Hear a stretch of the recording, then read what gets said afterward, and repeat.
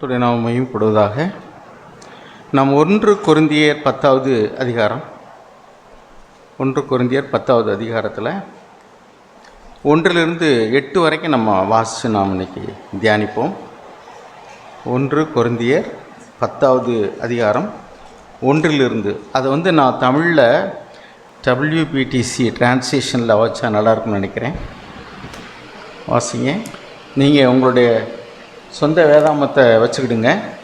சகோதரரே, சகோதரிகளே, மோசேயை பின்பற்றிய நமது முன்னோர்களுக்கு நேர்ந்தது என்னவென்று நீங்கள் அறிந்து கொள்ளுங்கள்.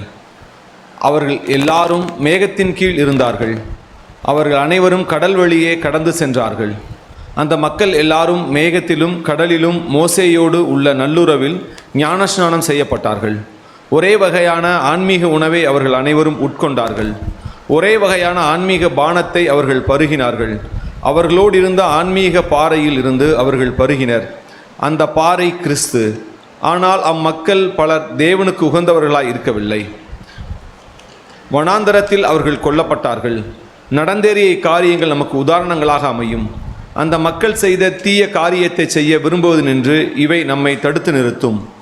அந்த மக்களில் சிலர் செய்தது போல் விக்கிரகங்களை வணங்காதீர்கள். மக்கள் உண்பதற்காகவும் பருகுவதற்காகவும் அமர்ந்தனர். மக்கள் நடனமாடுவதற்காக எழுந்து நின்றனர் என்று எழுதப்பட்டிருக்கிறது. அந்த மக்களுள் சிலர் செய்ததை போல் பாலுறவு பாவங்களை நாம் செய்யக்கூடாது. ஒரே நாளில் தம் பாவத்தினால் 23,000 பேர் இறந்தனர்.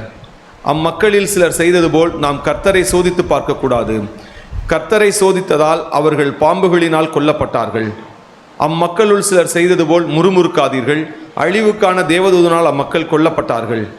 அம்மக்களுக்கு நடந்தவை நமக்கு உதாரணங்கள் ஆகும். நமக்கு எச்சரிக்கையாக அவை எழுதப்பட்டுள்ளன.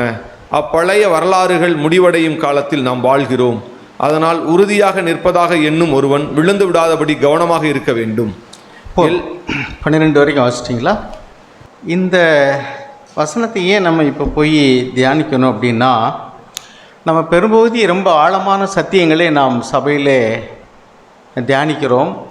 சபைக்கு வரக்கூடியவர்களும் அநேகர் அதை கேட்குறோம். ஆனால் புதுசாக சகோதரர்கள் வரும் பொழுது சபையாருக்கு மீண்டும் நாம் ஞாபகப்படுத்த வேண்டியிருக்கிறது.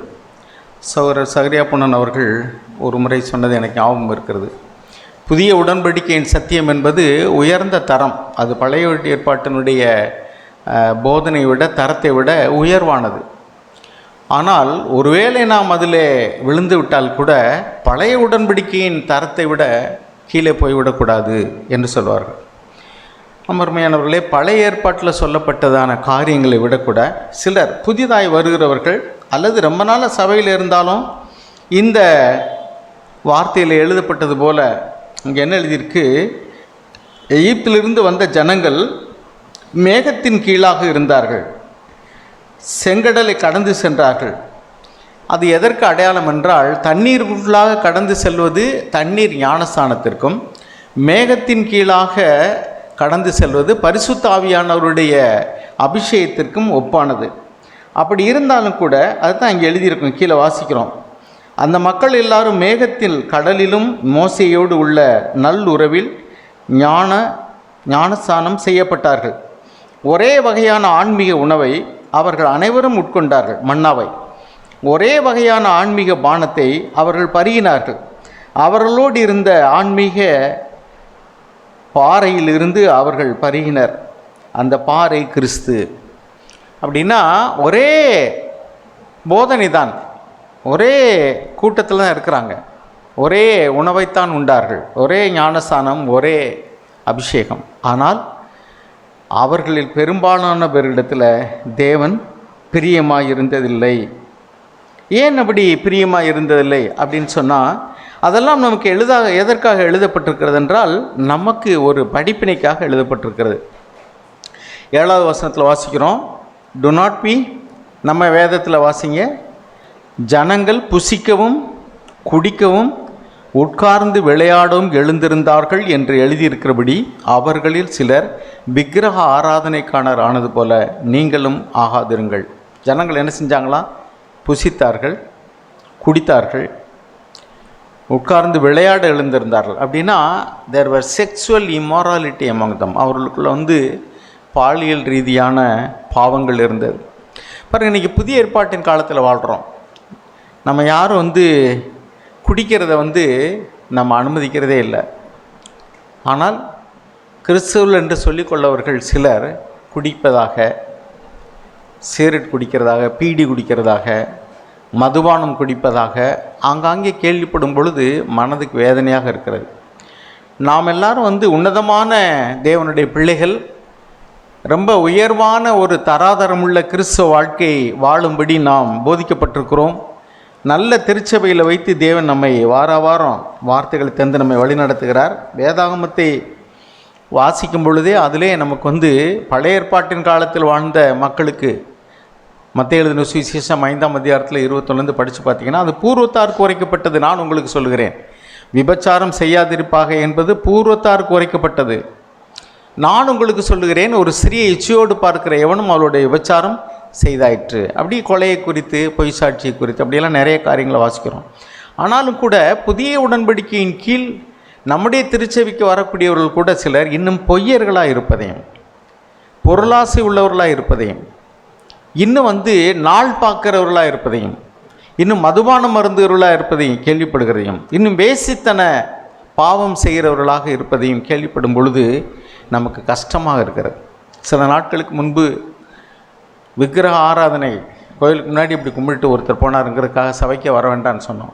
ஏன்னா அவர்களெல்லாம் புதிதாக வந்தவர்கள் அல்ல. புதிதாக திருச்சபைக்கு வருகிறவர்களுக்கு நம்முடைய ஆதி அப்போஸ்தலர்கள் பெரிதான ஒரு பாரமான கற்பனைகளை எல்லாம் அவர்களுக்கு சொல்லக்கூடாது என்று சொன்னார்கள். நாம் அதை அப்போஸ்தலர் நடவடிக்கைகள் 15ஆம் அதிகாரத்தில் வாசிக்கிறோம்.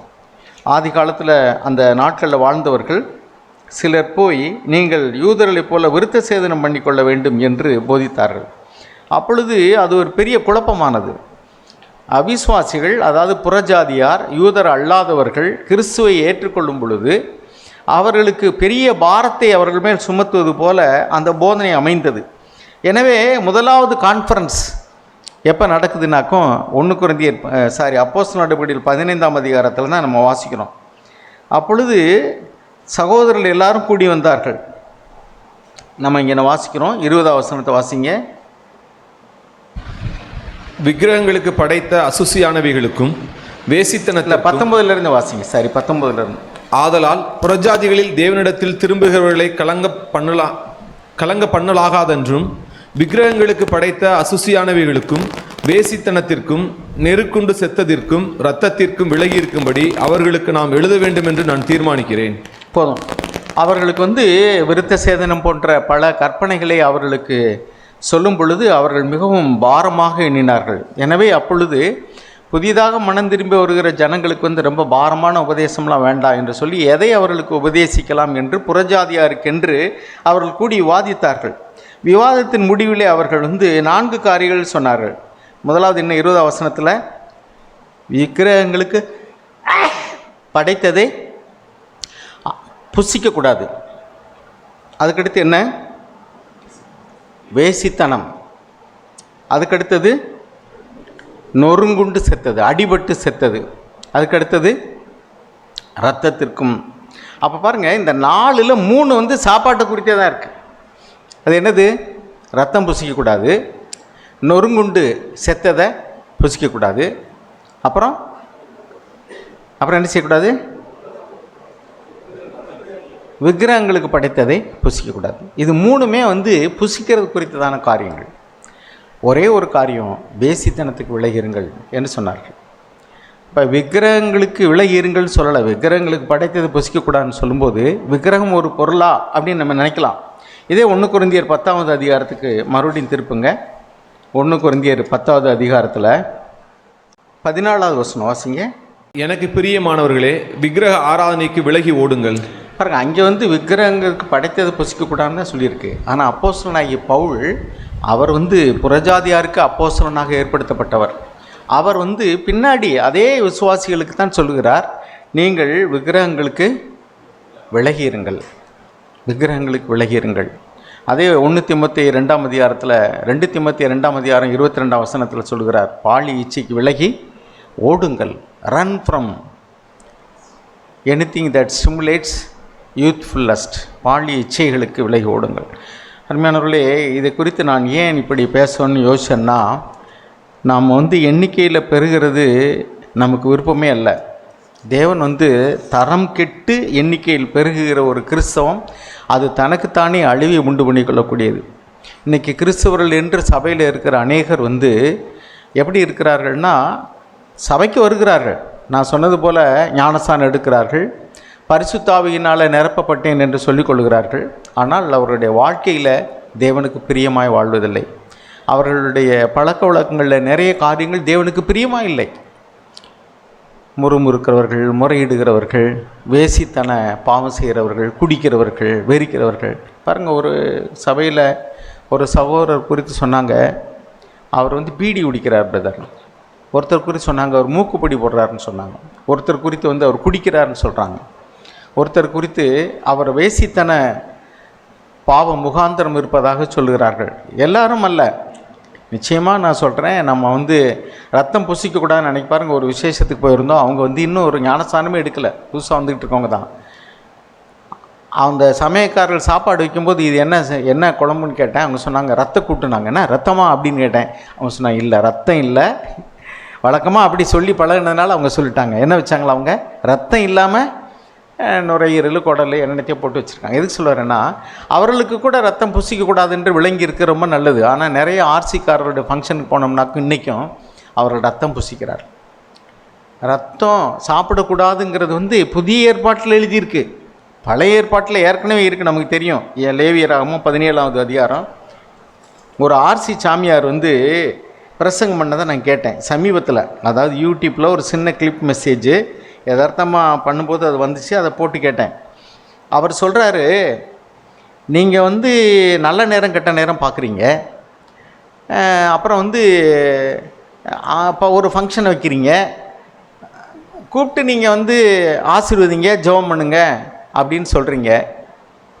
அந்த நல்ல நேரம் கெட்ட நேரம் பார்க்குறவன் தன் ஜனத்திலிருந்து அறுப்புண்டு போவான்னு எழுதியிருக்கு. அப்புறம் உனக்கு நல்லது எப்படியா நடக்கும் அப்படின்னு சொல்கிறாரு.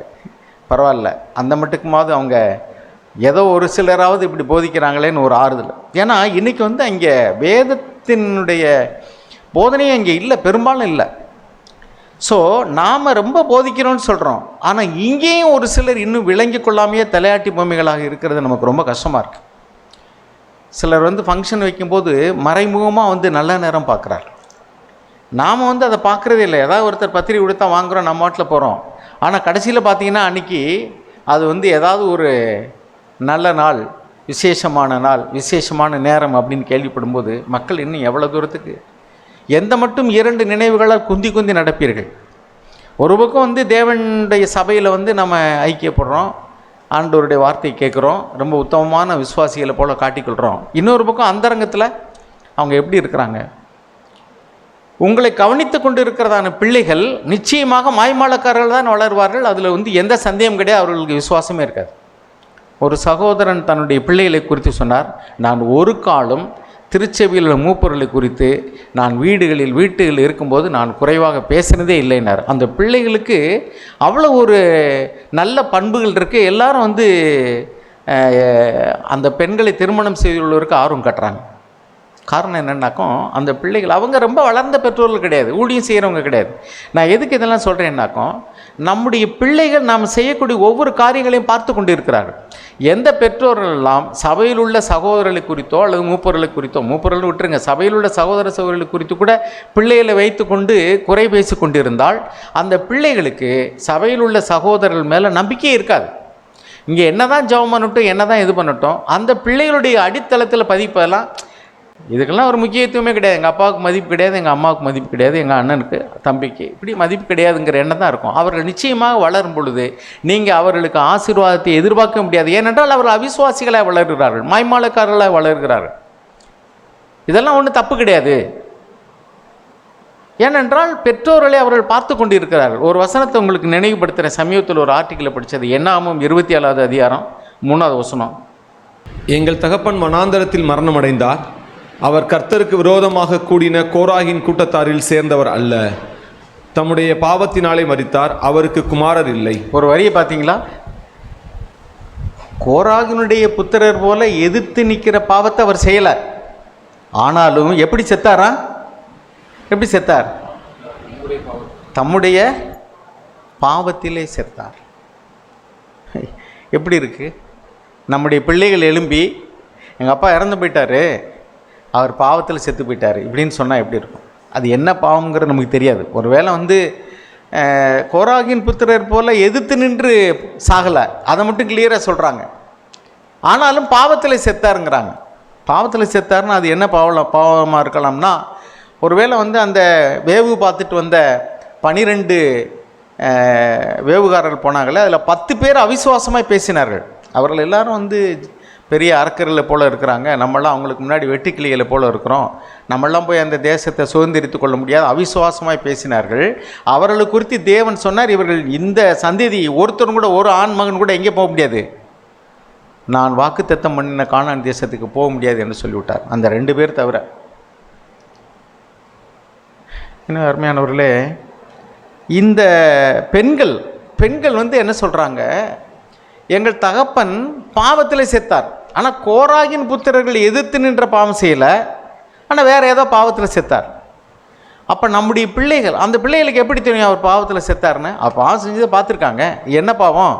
அது அவிசுவாசமான பாவமாக இருக்கலாம், அல்லது வேறு ஏதோ ஒரு பாவமோ, அது விக்கிர ஆராதனையோ வேசித்தனமோ ஏதோ ஒன்று. ஆனால் இந்த இடத்துல சொல்லப்பட்ட பாவம், அந்த வேவுகாரர்களில் 10 பேர் அவிசுவாசமாய் பேசின அந்த காரியத்திற்கு அவர்கள் உடன்பட்டிருக்கலாம், அவிசுவாசத்தமாகிய பாவத்தை செஞ்சிருக்கலாம்.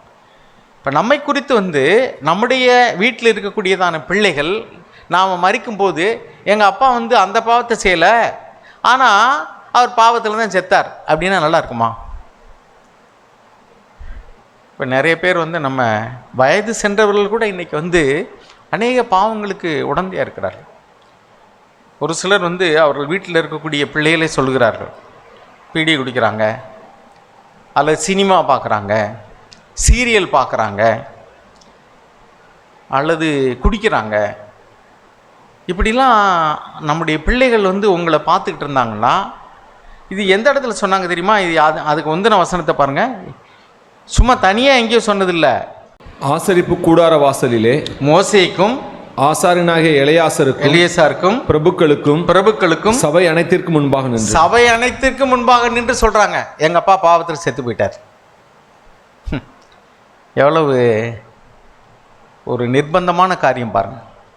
மோசேக்கு முன்பாக, ஆசாரியனாகிய எலியாசாருக்கு முன்பாக, பிரபுக்களுக்கு முன்பாக, சபை அனைத்திற்கும் முன்பாக நின்று எங்க அப்பா இறந்து போயிட்டார். ஆனால் கோராகின் பாவத்தில் அல்ல, தன் பாவத்தில்.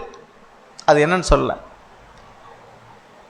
அருமையானவர்களே, நாம் தேவனுடைய சபைக்கும் நம்முடைய பிள்ளைகளுக்கும் இடரற்றவர்களாக இருக்க வேண்டும்.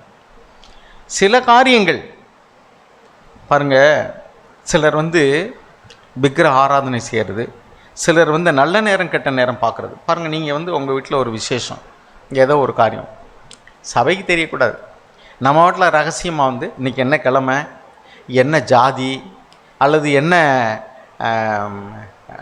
அது ராகு காலமா, யமகண்டமா, முகூர்த்த நாளா, அல்லது ஆடிப்பெருக்கா, அமாவாசையா, பௌர்ணமியா, இப்படி பார்த்துக்கிட்டுன்னு வச்சுங்க. எது நல்ல நாளுங்கிறது எனக்கு ரொம்ப தெரியாது. நம்முடைய பிள்ளைகள் கூட இருந்து பார்க்குறார்கள். சபையில் ஒன்று கேட்குறாங்க, வீட்டில் ஒன்று பார்க்குறாங்க. நம்முடைய பிள்ளைகளுடைய மனதில், அடி மனதில் விஷத்தை விதைக்கிற மாதிரி விதைச்சி வச்சுடுறோம். அவர்கள் பின்னாடி அவர்களுடைய மனதில் என்ன பதிஞ்சிருக்கோ அதான் சொல்கிறாங்க, எங்கள் அப்பா செத்து போயிட்டார், பாவத்தில் செத்து போயிட்டார். கோராகு எதிர்த்து நின்றதான ஒரு பாவம், முறுமுறுக்கிற பாவம். இங்கே 1 கொரிந்தியர் 10 நம்ம வாச்சோம். முறுமுறுத்தார்கள், சங்கார தூதனாலே அழிக்கப்பட்டார்கள், களியாட்டு பண்ணினார்கள். இதெல்லாம் நாம் இப்போ அதிகமாக பேசுகிறதே இல்லை.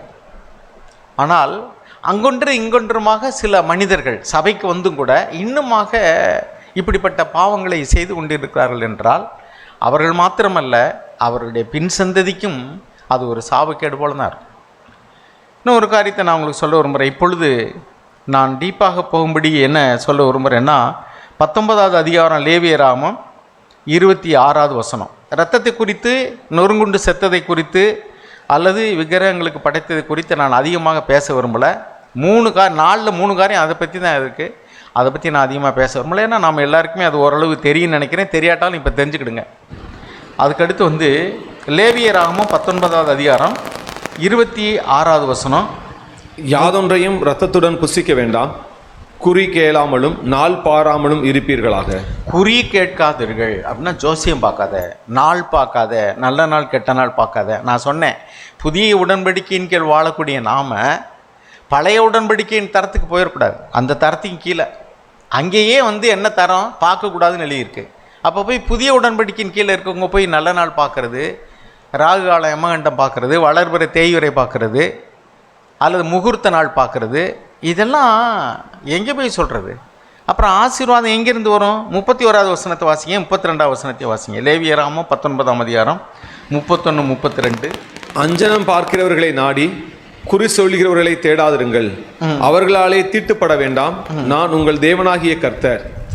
நரைத்தவனுக்கு முன்பாக எழுந்து முதிர் வயது உள்ளவன் முகத்தை கனம் பண்ணி உன் தேவனுக்கு பயப்படுவாயாக. நான் கர்த்தர். 36, 35, 36. நியாய விசாரணையிலும் அளவிலும் நிறையிலும் படியிலும் அநியாயம் செய்யாதிருப்பீர்களாக. சுமித்திரையான தராசும் சுமித்திரையான நிறைகளிலும் சுமித்திரையான மரக்காலும் சுமித்திரையான படியும் உங்களுக்கு இருக்க வேண்டும். நான் உங்களை நியாய தீர்ப்பு செய்யும்போது பட்சபாதம் காமிக்கக்கூடாதுங்கிறதுக்கு யாத்ராம 23:3 எழுதியிருக்கு. Not to be partial even to poor in his dispute. ஒரு ஏழைக்கும் பணக்காரனுக்கும் ஒரு பிரச்சனைனா நம்ம என்ன செய்யணும்னாக்கும், பாவம் போப்பா அவர் ஏழை அவனுக்கு பண்ணு. நியாய விசாரிப்பில் ஏழைங்கிறதுக்காக கூட நீ முகத்தாட்சியம் பண்ணக்கூடாது, பணக்காரனுங்கிறதுக்காக முகத்தாட்சியம் பண்ணக்கூடாது, மெஜாரிட்டி பீப்புள் ஒரு சப்போர்ட் இருக்குங்கிறதுக்காக நீ பாரபட்சம் காமிக்கக்கூடாது. நியாயம்னா நியாயம். தேவன் அப்படி தான் இருக்கிறார். God is impartial. அவர் வந்து சபையில் உள்ளவங்களை நியாயம் தீர்க்கணும்னா அவர் மூப்பரா வேண்டியவரா அவருக்கு சப்போர்ட் இருக்கா அதெல்லாம் பார்க்க மாட்டார். தேவன் வந்து பட்சபாதம் இல்லாதவர். He is impartial. அதே மாதிரி தான் ஏழைன்னு கூட நீ என்ன செய்யக்கூடாது, அவனுக்கு வந்து பட்சபாதம் பண்ணக்கூடாது. நியாயம்னா நியாயம்தான். அது ஏழை செஞ்சாலும் அநியாயம்தான், பணக்காரன் செஞ்சாலும் அநியாயம்தான். பணக்காரனுக்கு வந்து சப்போர்ட் இருக்குங்கிறதுக்காக நீ அவன் பக்கம் சாயவும் கூடாது.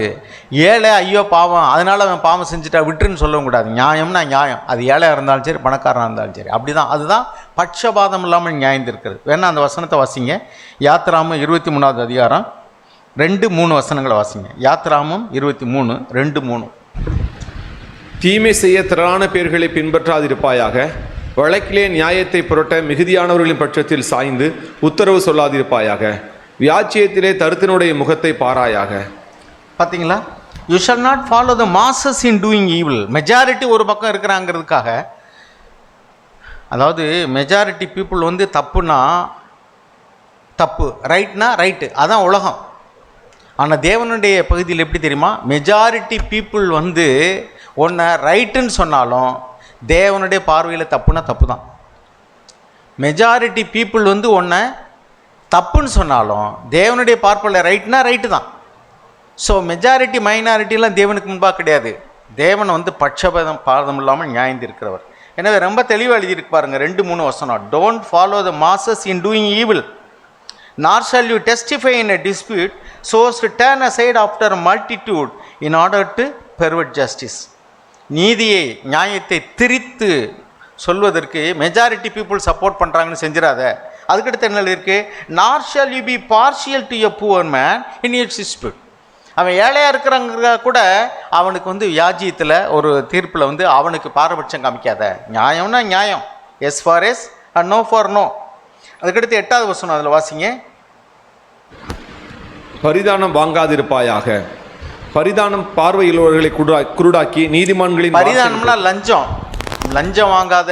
இன்னைக்கு கிறிஸ்தவர்களையும் சில இடங்களில் லஞ்சம் வாங்குறவங்க, அவர்களெல்லாம் பெயர் கிறிஸ்தவர்களாக இருக்கலாம், நம்முடைய சபையில் உள்ளவங்கள்லாம் லஞ்சம் வாங்குறாங்கன்னாக்கா அவங்கெல்லாம் வந்து டோட்டலி தேவனுடைய நாமத்துக்கு தூஷணத்தை கொண்டு வருகிறவர்கள்.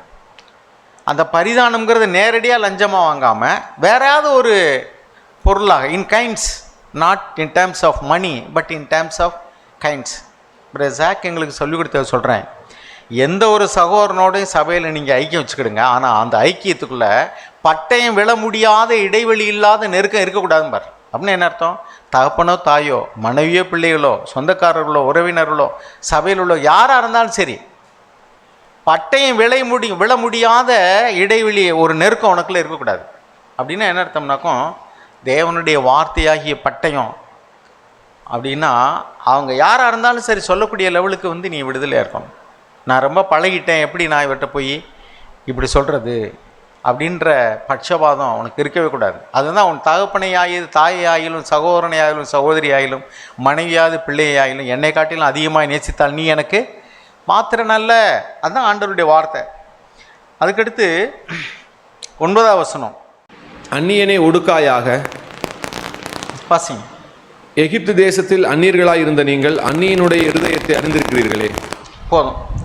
அந்நியர்கள் நம்மை காட்டிலும் பலகீனமாக இருக்கக்கூடியவங்க, ஏழை எளியவர்கள் அல்லது வேலைக்காரர்கள், அவர்களுக்கு நீ ஒடுக்கப்படக்கூடாது. அவனுடைய சம்பளத்தை குறைக்கிறது, அவனை அதிகமாக சம்பளத்துக்கு அதிகமாக வேலை வாங்கிறது, அரட்டுறது மிரட்டுறதுன்னும் செய்யக்கூடாது. இதெல்லாம் ஆண்டவருடைய பிள்ளைகளுக்கு வந்து அவசியமான காரியம். ஆனால் இன்றைக்கி நிறைய இடங்களில் வந்து ஆண்டவரே சொன்னார், புறஜாதிகள் தங்களுடைய கீழே உள்ளவங்களை எப்படி ஆளுகை செய்கிறாங்க, அதிகாரமாக ஆளுகை செய்கிறாங்க. ஆனால் உங்களுக்குள்ளே அப்படி இருக்க கூடாது. ஒரு பாட்டு கூட இருக்குது, உங்களுக்குள்ளே அப்படி இருக்க கூடாதுன்னு சொல்லிட்டு. ஆம். அடுத்து நான் வந்து இது 19 35 36, நீங்கள் ஒரு தொழில் செய்கிறீங்கன்னா சுமத்திரையான தராசு. 36ஆம் வசனம் வாசிங்க. சுமத்திரையான தராசு அப்படின்னா எடை, சுமத்திரையான நிறைக்கல். தராசு கரெக்டாக இருக்கணும், எடைகள் கரெக்டாக இருக்கணும். அளந்து போடுறியா, மரக்கால் கரெக்டாக இருக்கணும். சுமத்திரையான படிக்கல் இருக்கணும். இன்றைக்கி பாருங்கள் நிறைய இடங்களில் வந்து படிக்கல் இருக்கு இல்லையா, அதெல்லாம் பின்னாடி பார்த்தீங்கன்னாக்கா உள்ள ஈயத்தை அடைச்சி வச்சுருப்பாங்க, இரும்பெடுத்து, அல்லது வந்து கனமாக அடித்து வச்சுருப்பாங்க. அதாவது அவங்க வாங்கிறதா இருந்தால் அதுக்கு ஒரு மாதிரி இருக்கும், அவங்க விற்கிறதா இருந்தால் அதுக்கு ஒரு மாதிரி இருக்கும். விற்கிறது மாதிரி இருந்துச்சுன்னா சரி, 1 கிலோன்னு காமிக்கணும், ஆனால் 1 கிலோக்குள்ள பொருள் இருக்கக்கூடாது. அப்போ எடைக்கல்ல 1 கிலோவுக்கு இருக்காது. ஏமாத்துறது இதெல்லாம். இப்படி நீ செய்யக்கூடாது. நான் உங்களை எகிப்து தேசத்திலிருந்து புறப்பட பண்ணின உங்கள் தேவனாகிய கர்த்தர். எனவே உன்னுடைய சுமுத்திரையான தராசு, சுமுத்திரையான நிறைக்கல், சுமுத்திரையான மரக்கால், சுமுத்திரையான படி உங்களுக்கு இருக்க வேண்டும். So your balances, your weights, your எப்பா and just him, I am the Lord your God who brought you out from the land of Egypt. இன்னும் அருமையானவர்களே, இதெல்லாம் நம்ம மனசில் வச்சுக்கிடுவோம். அப்புறம் செத்தவனுக்காக உடலை கீறிக்கொள்வது. 19ஆவது அதிகாரம் 28ஆவது வசனம் வாசிங்க. செத்தவனுக்காக உங்கள் சரீரத்தை கீறிக்கொள்ளாமலும் அடையாளமான எழுத்துக்களை உங்கள் மேல் குத்திக்கொள்ளாமலும் இருப்பீர்களாக, நான் கர்த்தர். நம்ம உறவினர்கள் யாராவது இறந்து போயிட்டா நம்ம மொட்டை போடுறது அதெல்லாம் செய்யக்கூடாது. பச்சை குத்தி கொள்வது அது செய்யக்கூடாது. இன்றைக்கி பாருங்கள் நிறையா விளையாட்டுத்தனமாக இதெல்லாம் யாருமே படிக்கிறது இல்லை.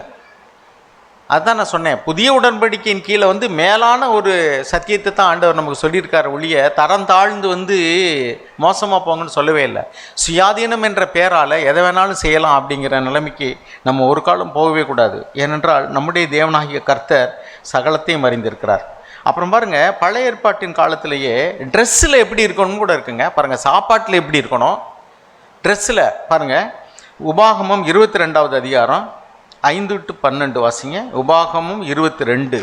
புருஷரின் உடைகளை ஸ்திரீகள் தரிக்கலாகாது, ஸ்திரீகளின் உடைகளை புருஷர் தரிக்கலாகாது. அப்படி செய்கிறவர்கள் எல்லாரும் உன் தேவனாகிய கர்த்தருக்கு அருவருப்பானவர்கள். அவர்கள் அப்படி செய்கிற எல்லாரும் உன் தேவனாகிய கர்த்தருக்கு அருவருப்பானவர்கள். Abominations. They are abomination to God. A woman shall not wear man's clothing, nor shall a man put on a woman's clothing. For whoever does these things is an abomination to the Lord your God. பாருங்க, இப்படி செஞ்சால் அருவருப்பு. ஆனால் இப்போ நம்ம பிள்ளைகள் ஸ்கூலுக்கு போகிறாங்க, காலேஜஸில் படிக்கிறாங்க, போலீஸ் வேலை செய்கிறாங்க, அவங்களுக்கு ஆம்பளைகளுக்கும் பொம்பளைகளுக்கும் ட்ரெஸ்ஸில் வித்தியாசம் இல்லாமல் தான் கொடுக்குறாங்க யூனிஃபார்ம். அப்போ என்ன பண்ணுறது? அங்கே வந்து சட்டத்திட்டங்களுக்கு உட்பட்டு நடக்க வேண்டியது நமக்கு அவசியமாக இருக்கிற அப்படின்னால அந்த இடத்துல மட்டும் நம்ம எனக்கு விதிவிலக்கு கொடுங்கன்னு நம்ம கேட்க முடியாது. ஸோ அங்கே ரைட், ஓகே. ஆனால் எங்கெல்லாம் முடியுமோ அந்த இடத்துலையே நம்ம வந்து நான் என் இஷ்டத்துக்கு தான் பண்ணுவேன்னு சொல்லக்கூடாது. தேவனுடைய வார்த்தை இது. இதெல்லாம் அருவருப்பானவர்கள் எழுதியிருக்கு பாருங்கள். அதுக்கடுத்து பாருங்கள், தேவன் வந்து சின்ன சின்ன விஷயங்களில் கூட எந்த அளவுக்கு அவர் வந்து கூர்மையாக சொல்லியிருக்காருன்னு பாருங்கள். 8ஆவது வசனம் வாசிங்க. அதில் நீ புது வீட்டை கட்டினால் ஒருவன் உன் மெத்தையிலிருந்து விழுகிறதினாலே நீ இரத்தப்பழியை உன் வீட்டின் மேல் சுமத்தி கொள்ளாதபடிக்கு அதற்கு கைப்பிடி சுவரை கட்ட வேண்டும். பேரப்பட் வால். வீடு மாடி கட்டினீங்கன்னா சுற்றி சுவர் கட்டணும்ப்பா. யாராவது வந்து தடுமாறி விழுந்துடக்கூடாது. பாருங்கள், அப்போ எவ்வளோ தூரத்துக்கு ஒரு கரிசனையோடு கூட மோசையின் மூலமாக தேவன் இப்படிப்பட்ட சட்டதிட்டங்களை எல்லாம் கொடுத்துருக்காருன்னு பாருங்கள். சரி, அதுக்கடுத்து புதிய ஏற்பாட்டில் ட்ரெஸ்ஸை பற்றி என்ன சொல்லியிருக்கு? 1 தீமோத்தேயு 2ஆம் அதிகாரம் 9ஆம் வசனம். நான் இதை WPTC டிரான்ஸ்லேஷனில் வாசிக்கிறேன். பெண்கள் தமக்கு பொருத்தமான ஆடைகளை அணிய வேண்டும் என்று விரும்புகிறேன். மரியாதைக்குரிய விதத்தில் அவர்கள் ஆடைகள் இருக்க வேண்டும். எளிமையாகவும் சரியான சிந்தனை உடையவர்களாகவும் அவர்கள் இருக்க வேண்டும். அவர்கள் நவநாகரிகமான தலை அலங்காரமும் பொன் முத்து நகை அலங்காரங்களும் விலை உயர்ந்த ஆடை அலங்காரங்களும் இல்லாமல் இருப்பார்களாக. என்ன எழுதியிருப்பாருங்க இதில்? பொருத்தமான ஆடை அணிய வேண்டும் என்று விரும்புகிறேன். மரியாதைக்குரிய விதத்தில் அவர்கள் ஆடைகள் இருக்க வேண்டும். எளிமையாகவும் சரியான சிந்தனை உடையவர்களாகவும் அவர்கள் இருக்க வேண்டும். அவர்கள் நாகரிகமான தலை அலங்காரம், நவநாகரிகமான.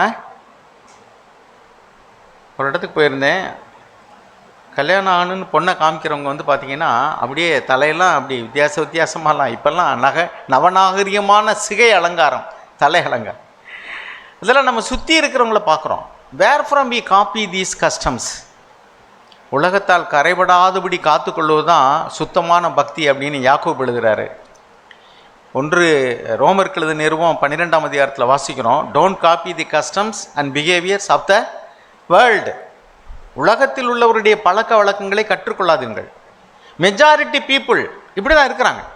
பாருங்கள், இந்த கல்ச்சருங்கிற ஒரு காரியம், கலாச்சாரம் என்பது எந்த அடிப்படையில் உலகத்தில் வந்ததென்றால் அவர்களுடைய மத நம்பிக்கை அல்லது தெய்வ நம்பிக்கையின் அடிப்படையில் தான் இருக்குது. நீங்கள் கவனிச்சு பாருங்கள். நம்ம சுற்றி இருக்கக்கூடியவர்களுக்குள்ள இஸ்லாமியர்கள் இருக்கிறாங்க. அவங்க எப்படி உடை உடுத்துறாங்க? ஆண்களுடைய உடையும் பாருங்கள், பெண்களுடைய உடையும் பாருங்கள். அவர்கள் நம்மளை போன்று யூனிஃபார்மாக பேண்ட் ஷர்ட் போடும்போது ஒரே மாதிரி இருப்பாங்க. அவருடைய உடைகள் எப்படி இருக்கிறது? அவருடைய மத நம்பிக்கையின் அடிப்படையில் இருக்கிறது. அதே மாதிரிக்க கிறிஸ்தவர்கள் அல்லாத, முஸ்லீம்கள் அல்லாத மற்ற புறஜாதியாரை பாருங்கள், அவர்களுடைய மத நம்பிக்கையின் அடிப்படையில் இருக்கிறது. ஆனால் கிறிஸ்தவர்களுக்கு மாத்திரம் எந்த நம்பிக்கையில் இருக்கிறது? இப்போ கொஞ்சம் கொஞ்சமாக அமெரிக்காவில் உள்ளதான நம்பிக்கை அல்லது வெஸ்டர்ன் கண்ட்ரீஸில் உள்ளது. இதனால் தேவனுடைய நாமம் தூசிக்கப்படுகிறது. வேதத்தில் எழுதியிருக்கிறது, நீ புசித்தாலும் குடித்தாலும் எதை செய்தாலும் தேவனுடைய நாமம் மகிமைப்படும்படியே செய்வாங்க. எதை செய்தாலும் நீ தேவனுடைய நாமம் மகிமைப்படுமா? இப்படி நான் ட்ரெஸ் உடுத்தினா, இப்படி நான் நடந்தா, இப்படி நான் சிகை அலங்காரம் பண்ணினா தேவனுடைய நாமம் தூசிக்கப்படுமாங்கிறத யோசிக்கணும். இதெல்லாம் இப்பொழுது போதிக்கப்படுவதில்லை. ஆனால் அது புதிய ஏற்பாட்டில் தான் இருக்குது. புசித்தாலும் குடித்தாலும் எதை செய்தாலும் தேவனுடைய நாமம் மகிமைப்படணும். இன்றைக்கி இந்த நாட்டில் உள்ள மக்கள் கிறிஸ்துவனுடைய போதனையை ஒழுங்காக சொல்லிக் கொடுத்திருந்தால் கிறிஸ்தவர்கள் மதிக்கப்படத்தக்கவர்களாக இருப்பார்கள். ஆனால் இன்றைக்கி கிறிஸ்துவனுடைய நாமம் புறஜாதியார் மத்தியில் தூசிக்கப்படுகிறது என்றால் அதற்கு யார் காரணம்னா கிறிஸ்தவர்கள் என்று பெயர் வைத்துக் கொண்டிருக்கிறவர்கள் தான் காரணம். இந்தியாவில் உள்ளவங்க புற மதஸ்தவர்கள் கிறிஸ்தவர்களுடைய கலாச்சாரம் இப்போ மேற்கத்திய நாடுகளை காப்பி அடிக்கிறது போல் இருக்கிறபடினால அவர்கள் அதை வெறுக்கிறார்கள். இங்குள்ள கலாச்சாரம் அதை விட மேலாக இருக்கிறது. நமக்கு வேதத்தில் எழுதியிருக்கிறது பெண்கள் முக்காடிட்டு கொள்ள வேண்டும் சபையிலேன்னு சொல்லிட்டு. ஆனால் இன்றைக்கு சில கூட்டங்களில் ஜெபிக்கிற பெண்கள் கூட முழு முக்காடு போடுறதில்ல. போட்டால் அதுலேயும் கொஞ்சம் அறகுறையா, ஒரு சில அதுவும் போடுறதில்ல. முக்காடு போடுற விஷயத்தில் கூட அரை முக்காடு போடுவாங்க, முழு முக்காடு போடுறதில்ல. ஏன்னா அது ஸ்டைலுக்காக போடுற முக்காடு. அது கொஞ்சம் அப்படி அலங்காரமாக முடியலை எடுத்து விட்டுட்டு அதை முக்காடே அலங்காரமாக தான் போட்டிருக்காங்க. அவர்கள் அடக்கத்துக்காக போடல, அடக்க ஒடுக்கமாக ட்ரெஸ் பண்ணுங்கிறக்கா போடல. பி மாடஸ்டி இன் ட்ரெஸ். இதெல்லாம் பேசுனா சரி, இதெல்லாம் போய் பேசிட்டு இதெல்லாம் வெளியரங்கமான காரியம்ங்க. உள்ளந்தரங்கமான காரியத்தை பேசுங்க. உள்ளே இருந்து தாங்க வெளியே வருது. உள்ளே என்ன இருக்கோ அதனுடைய பிரதிபலிப்பு தான் வெளியில். வெளியில் பரவாயில்ல, உள்ளே சரியாக இருந்தால் சரி தான். உள்ளே இருக்கிறது யாருக்கு தெரியும்? உள்ளே சரியாக இருந்தால் வெளியில் எப்படி இருக்கும்? இந்த வசனத்தை வாசிங்க. பெண்கள் தமக்கு பொருத்தமான ஆடைகளை அணிய வேண்டும் என்று விரும்புகிறேன். மரியாதைக்குரிய விதத்தில் அவர்கள் ஆடைகள் இருக்க வேண்டும். எளிமையாகவும் சரியான சிந்தனை உடையவர்களாகவும் அவர்கள் இருக்க வேண்டும். அவர்கள் நவநாகரிகமான தலை அலங்காரமும் பொன் முத்து நகை அலங்காரங்களும் விலை உயர்ந்த ஆடை அலங்காரங்களும் இல்லாமல் இருப்பார்களாக. அடுத்து வாசிங்க தொடுத்து. ஆனால் அவர்கள் அழகானவர்களாக தோன்ற நற்செயல்களை செய்ய வேண்டும். தேவனை வழிபடுகிற பெண்கள் அவ்விதத்திலேயே தங்களை அலங்கரித்துக் கொள்ள வேண்டும். அடுத்து வாசிங்க 9வது வசனத்திலிருந்து. பெண்கள் எல்லாவற்றிலும் அடக்கமுடையவராயிருந்து அமைதியோடு கற்றுக்கொள்ள வேண்டும். பாருங்க என்ன எழுதுறா பாருங்க. பெண்கள் எல்லாவற்றிலும் அடக்கமுடையவர்களாக இருந்து அமைதியோடு கற்றுக்கொள்ள வேண்டும். அப்புறம் என்ன சொல்றாரு? ஆணுக்கு ஒரு பெண் கற்பிக்க. இங்கிலீஷில் என்ன எழுதியிருக்கு? இது நம்முடைய இதில் வாசிங்க ஒருத்தர் 11வது வசனம். ஸ்திரீயானவள் எல்லாவற்றிலும் அடக்கமுடையவளாக இருந்து அமைதலோடு கற்றுக்கொள்ள கடவள். A woman must quietly receive instruction with entire submissiveness. புருஷனிடத்துல இருந்து. ஆனால் இன்னைக்கு எப்படின்னாக்கா, நானும் நீனு சமம், நீ என்ன எனக்கு சொல்கிறது, நான் சொல்கிறது நீ கேளு. இது என்ன ஸ்பிரிட் அது? அடுத்து வாசிங்க. பெண்கள் தொடர்ந்து எப்போதும் அமைதியாக இருக்க வேண்டும். ஏனெனில் ஆதாமே முதலில் படைக்கப்பட்டான், ஏவாள் பிறகுதான் படைக்கப்பட்டாள். போதும். அருமையானவர்களே, இது மாதிரி நிறைய காரியங்கள் வேதத்தில் எழுதியிருக்கு. எல்லாத்தையும் வாசிச்சா நமக்கு நேரம் இல்லை. அதனால் நான் காலம் கருதி நான் இத்துடன் முடிக்கிறேன். சின்ன சின்ன விஷயங்கள் தானே என்றதை அசட்டை பண்ண வேண்டாம்.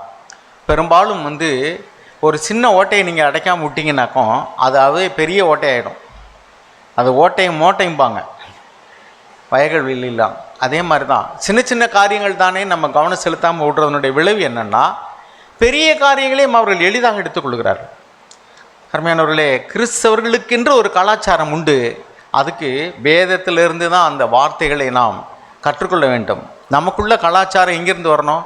Not from the western countries, not from the eastern countries. பாருங்கள், நாம் ஒரு வசனத்தை நான் வாசிக்கிறேன். எசாயா தீர்க்கதரிசியினுடைய புஸ்தகம் 2வது அதிகாரம் 5வது வசனம் வாசிங்க. எசாயா 2:5. யாக்கோபின் வம்சத்தாரே, கர்த்தரின் வெளிச்சத்திலே நடப்போம் வாருங்கள். வாசிங்க. யாக்கோபின் வம்சத்தாராகிய உம்முடைய ஜனத்தை கை நெகிழ்ந்தீர். அவர்கள் கீழ்த்திசையாரின் போதகத்தால் நிறைந்து. போதும். கீழ்த்திசையாரின் போதகத்தால் நிறைந்து. இங்கே ஆங்கிலத்தில் எழுதியிருக்கு, they are filled with influences from the east. இப்போ என்ன தெரியுமா? nowadays our Christian people are influenced by the west.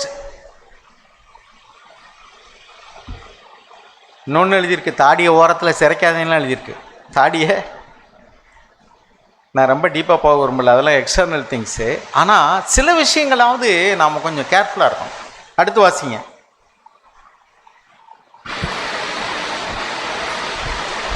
And they strike bargains with the children of foreigners. Their land has also been filled with silver and gold, and there is no end to their treasuries.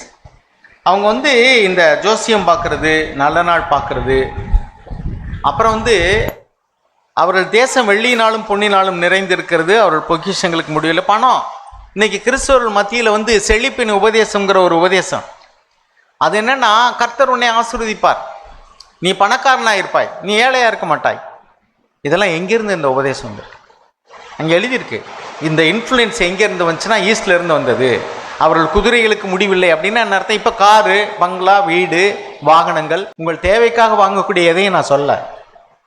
ஆனால் அதுவே தான் கர்த்தருடைய ஆசீர்வாதம் நினச்சோம்னா மோசம் போயிடும். எனவே அருமையானவர்களே, சத்தியத்தினுடைய புதிய உடன்படிக்கையினுடைய சத்தியம் எல்லாமே பழைய உடன்படிக்கையினுடைய சத்தியத்தை விட மேன்மையான தரத்தை வெளியேற்றக்கூடியது. அது உண்ணுகிறதா இருந்தாலும் சரி, உடுத்துகிறதா இருந்தாலும் சரி, அல்லது எதையாவது செய்கிறதா இருந்தாலும் சரி, புசித்தாலும் குடித்தாலும் எதை செய்தாலும் தேவனுடைய நாமத்துக்கு மகிமை குறைச்சல் வராதபடி செய்ய வேண்டும். அதே மாதிரி தான் உடுத்துற விஷயம். ட்ரெஸ்ஸு, ஆண்களுடைய உடைகளை பெண்களும், பெண்களுடைய உடைகளை ஆண்களும் தரிக்கலாகாது. Dress modestly, be submissive to your husbands. கணவன்மார்களுக்கு நீங்கள் அடங்கி கீழ்ப்படிந்து நடங்க. அதுதான் கிறிஸ்துவ பெண்களுக்குள்ளதான கலாச்சாரம். I will not let them to exercise authority over husband. பெண்கள் புருஷர்கள் மேல் அதிகாரம் செலுத்துவதை நான் அனுமதிக்க முடியாதுன்னே நான் அனுமதிக்க முடியாதுன்னே சொல்கிறார். எனவே நாம் வெளிப்பாக இருப்போம். ஒரு காலம் நம்ம சுற்றி இருக்கிற மெஜாரிட்டி பீப்புள் சினிமாவை பார்த்துட்டு அல்லது கிறிஸ்தவர்களுக்குள்ளே மேற்கத்திய கலாச்சாரத்தை பார்த்துட்டு அவளை காப்பி அடித்து நம்ம ஒரு காலம் கெட்டு போயிடவே கூடாது. அவங்களும் சபைக்கு தான் போகிறாங்க, அவங்களும் விசுவாசிகள் தான், அவங்க இப்படி செய்கிறாங்க, ஏன் நம்ம செய்யக்கூடாது? செய்யாதீங்க. சில இடங்களில் போனோம்னா சரி, ஜெபம் பண்ணும்போது கூட பெண்கள் முக்காடிட்டு கொள்ளணும்னு எழுதியிருக்கு, தீர்க்க தரிசனம் சொல்லும்போது முக்காடிட்டு கொள்ளணும்னு எழுதியிருக்கு. சில இடத்துல பெண்கள் மேடையில் நின்று ஜெபம் பண்ணுறாங்க, முக்காடு போட மாட்டேங்கிறாங்க. ஏன்னா அவர்கள் இதெல்லாம் ஒரு பெரிய காரியமே கிடையாது. தேவன் என்ன சொல்றாரு? நீ நாள் பார்க்கறது, சகுனம் பார்க்கறது, ஜனங்கள் இராதபடி அறுப்புண்டு போவாய், இதெல்லாம் அருவருக்கத்தக்கதான பாவம், இப்படிலாம் தேவன் சொல்றாரு.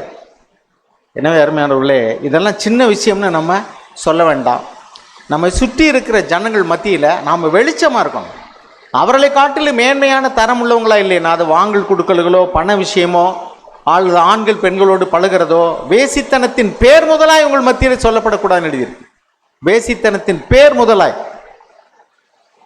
வேசி கல்லனா இருக்காதுன்னு எழுதியிருக்கு. விக்கிரங்களுக்கு படைக்கிறது, புசிக்கிறது. அருமையானவர்களே, இதெல்லாம் என்ன சொல்ல வரேன்னா, இதெல்லாம் சின்ன விஷயம் நம்ம அற்பமாக நினைச்சோம்னு சொன்னால், we will also end up as another denomination, dead denomination. இன்னொரு செத்த ஒரு ஸ்தாபனமாக நாமும் முடிந்து விடுவோம் என்பதில் எந்த சந்தேகமும் இல்லை. எல்லாரும் போல அவர்கள் ஞானஸ்தானம் பெற்றார்கள், அபிஷேகம் பெற்றார்கள், எல்லாம். ஆனால் எல்லாரிடத்திலையும் தேவன் பிரியமாக இருந்ததில்லை. ஏனென்றால் தேவனுக்கு பிரியமில்லாத அநேக காரியங்களை அவர்கள் செய்தார்கள். ஆனபடினால பிரியமில்லை. தேவன் நம் கண்களை திறந்தல்வராக. ஆண்டவருடைய வார்த்தைகளுக்காக நான் அவருக்கு நன்றி சொல்கிறேன். நாம் கடைசி காலத்தில் இருக்கிறோம். அதாவது ஆண்டவருடைய வருகை வெகு சீக்கிரமாக இருக்கிறது. பிரதர் சொன்னாங்க, இந்த விஷயங்கள்லாம் புதிதாக வந்தவர்களுக்கு தெரிந்தால் நல்லது, அதனால் நம்ம திருப்பியும் சொல்லலாம் அப்படின்னாங்க. நான் என்ன நினைக்கிறேன் அப்படின்னா, எத்தனையோ வருஷம் சபையில் இருக்கிறவர்கள் கூட டைலூட் ஆகிறாங்க. டைலூட்னா நீர்த்து போகிறார்கள். கொஞ்சம் கொஞ்சமாக அந்த பரிசுத்த தரம், குவாலிட்டி, அதை விட்டு என்ன செய்கிறாங்கன்னா கொஞ்சம் கொஞ்சமாக கீழே இறங்கி அப்படியே என்ன செய்கிறாங்கன்னா அப்படியே ஒன்றும் இல்லாமல் போகிறார்கள். ஆனால் நமக்கு தேவனுடைய வார்த்தை தான். பிரதர் ரொம்ப பாரத்தோடு கூட கடைசியில் சொன்னாங்க, இப்படி இருந்தால் நம்மளும் கூட என்ன செஞ்சுருவோம் அப்படின்னா, ஒரு ஒரு வெளியே இருக்கிற ஒரு சபைகள் போல நம்மளும் என்ன செஞ்சுருவோம், மாறிடுவோம் அப்படின்னு சொல்லி சொன்னாங்க. இது எவ்வளவு பெரிய மோசம் பார்த்தீங்களா? நம்ம விழித்து கொள்ள வேண்டும். நான் அப்படிதான் நினைக்கிறேன். ஆண்டவரே, இன்னும் என்னுடைய சிந்தை, இன்னும் என்னுடைய மனது, இன்னும் என்னுடைய நோக்கம், இதெல்லாம் என்ன செய்யணும்னா கிறிஸ்துவை போலவே மாற வேண்டும். அதிகமான டேஞ்சர்ல நம்ம இருக்கிறோம், அபாயகரமான ஒரு இடத்துல இருக்கிறோம். இந்த இடத்துல பிரதர் வாசித்த 1 கொரிந்தியர் 10ஆம் அதிகாரம், அதுல 1வது வசனத்துல பாத்தீங்க அப்படின்னா, பிதாக்கள் எல்லாரும், அதுல பாருங்க நடுவுல நம்முடைய பிதாக்கள் எல்லாரும் அதிலே பாருங்க, எல்லாரும் சமுத்திரத்தின் வழியாய் நடந்து வந்தார்கள். பிதாக்கள் எல்லாரும். 2வது வசனத்தை பாருங்க, எல்லாரும் மோசைக்குள்ளாக மேகத்தினாலும் சமுத்திரத்தினாலும் ஞானஸ்நானம் பண்ணப்பட்டார்கள். 3வது வசனத்தை பாருங்க, எல்லாரும் ஒரே போஜனத்தை புசித்தார்கள். 4வது வசனத்தை பாருங்க, எல்லாரும் ஞான பானத்தை குடித்தார்கள். 5வது வசனத்தை பாருங்களேன், அப்படி இருந்தும் அவர்களில் அதிகமான பேர்களிடத்தில் தேவன் பிரியமாயிருந்ததில்லை. அதிகமான பேர்களிடத்தில் தேவன் பிரியமா இருந்ததில்லை அப்படின்னா எத்தனை பேர் நினைக்கிறோம்? எல்லாரும் எல்லாரும் எல்லாரும் வாஸ்தம், 5 தடவை வாஸ்தம். அதுல இந்த வசனத்துல 5வது வசனத்துல என்ன போட்டிருக்கு அப்படின்னா, அவர்களில் அதிகமான பேர்களிடத்தில் தேவன் பிரியமா இருந்ததில்லை அப்படின்னா ரொம்ப பேர்லாம் கிடையாது. அந்த 6 லட்சம் புருஷர்கள்ல 2 பேர் தவிர, பிரதர் சொல்லுவாங்க, சாக் பிரதர் சொல்லுவாங்க, 5,99,998 பேர் என்ன செஞ்சிட்டாங்க அப்படின்னு சொல்லி சொன்னா அப்படியே விழுந்து போனார்கள். அவருடைய சவங்கள் வனாந்தரத்தில் என்ன செய்ததுன்னா விழுந்தது அப்படின்னு வாசிக்கிறோம். ஆனால் 2 பேர் தான். ஆண்டவரே, உம்முடைய தரம், வேதாகமத்தின் தரம், தேவனின் தரம், இயேசுவின் வாழ்க்கையுடைய தரம், அது மேலானது. நம்ம கேட்டோம், அநேக வசனங்கள் பிரதர் நல்லா எடுத்து காமிச்சாங்க. நான் உடுத்தி கொள்ளுகிற சாப்பிட்ற சாப்பாடுலேருந்து, உடுத்தி கொள்ளுகிற உடையிலிருந்து நான் எப்படி எப்படி இருக்கணும் அப்படின்னு எல்லா வசனத்தையும் எடுத்து காமிச்சாங்க. மெய்யாகவே நான் நன்றி சொல்லுகிறேன். நம்ம ரொம்ப இதிலெல்லாம் என்ன செய்யணும் அப்படின்னா, ஒரு வைராக்கியம் இல்லைன்னா என்ன செய்ய முடியாதுன்னா இதிலெல்லாம் நிற்கவே முடியாது, இதெல்லாம் செய்யவே முடியாது. கேட்டுட்டு நம்ம என்ன செய்யலாம்னா சரி அப்படின்ட்டு இப்படியே போயிடலாம். ஆனால் ஒரு வைராக்கியம், ஒரு வாஞ்சை, ஆண்டவரே உம்முடைய கற்பனைகளுக்கு நான் கீழ்ப்படிய வேண்டுமே, உம்முடைய கற்பனைகளுக்கு எப்போதும் ஜாக்கிரதை உள்ளவனா இருக்க வேண்டுமே அப்படின்னு சொல்லி நான் என்ன செய்யணும்னா, ரொம்ப ஒரு வைராக்கியம் இருந்தால் தான் என்ன செய்ய முடியும்னா இதை செய்ய முடியும். நல் விஷயத்தில் வைராக்கியம் பாராட்டுவது நல்லது. அதை நான் இப்போ மட்டும் இல்லை எப்போவுமே சொல்லுவேன்னு சொல்லி பவுல் சொன்னார். ஆண்டவரே, எங்களுக்கு அப்படிப்பட்ட நல்ல வைராக்கியத்தை தாங்க ஆண்டவரே, நீங்க உதவி செய்யுங்க.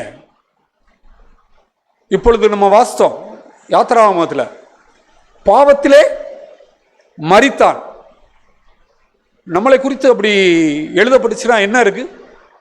பாவத்திலே மரித்தான். பாவத்திலே மரிக்கிறதுக்காக நம்ம ஆண்டவர் நம்மளை தெரிந்து கொண்டிருக்கிறார். எவ்வளவு மேலான சுவிசேஷத்தை நம்ம அறிந்திருக்கிறோம். ஆண்டவரே, எங்களுக்கு எங்களுடைய கண்களை திறவும் ஆண்டவரே, எங்களுடைய கண்களை ஆண்டவரே நாங்கள் திறக்கத்தக்கதாக எங்களுக்கு உதவி செய்யும். ஆவிக்குரிய கண்கள் எங்களுக்கு உதவி செய்யுங்க ஆண்டவரே. ஆண்டவரே, சபையை குறித்ததான பக்தி வைராக்கியம் என்னை பட்சித்தது அப்படின்னு சொல்லி ஆண்டவர் சொன்னார், இயேசு சொன்னார். ஆண்டவரே, நாங்களும் அதே ஆவியுள்ளவர்களா இருக்க வேண்டுமே, சபை பாதுகாக்கப்பட வேண்டுமே, எங்களுக்கு உதவி செய்யும் ஆண்டவரே, எங்களுக்கு உதவி செய்யும் அப்படின்னு சொல்லி நம்ம ஒவ்வொருவரும் கேட்க வேண்டும். ஒவ்வொருவருக்கும் அந்த பொறுப்பு இருக்கு, மூப்பர்களுக்கு மாத்திரம் கிடையாது. ஒவ்வொருவருக்கும் நம்ம கேட்டது போல, நான் வீட்டில் போய் புறம் கூறுகிறவனாக இருந்தால் என்னுடைய பிள்ளைகள் எப்படி இருக்கும்? இவர் இப்படி, அவர் அப்படி, இவர் அப்படி அப்படின்னு சொல்லி நான் பேசிக்கிட்டே இருந்தேன்னா என்னுடைய பிள்ளைகள் எப்படி இருக்கும்னா, பிரதர் சொல்றது போல அவங்க தெய்வ பக்தியில் வரவே மாட்டாங்க. தெய்வ பக்தியில் வரவே மாட்டாங்க. நம்ம நினைப்போம் இன்னமும், ஐயோ என்னது என் பிள்ளை வரல அப்படின்னு. அப்படிலாம் கிடையாது.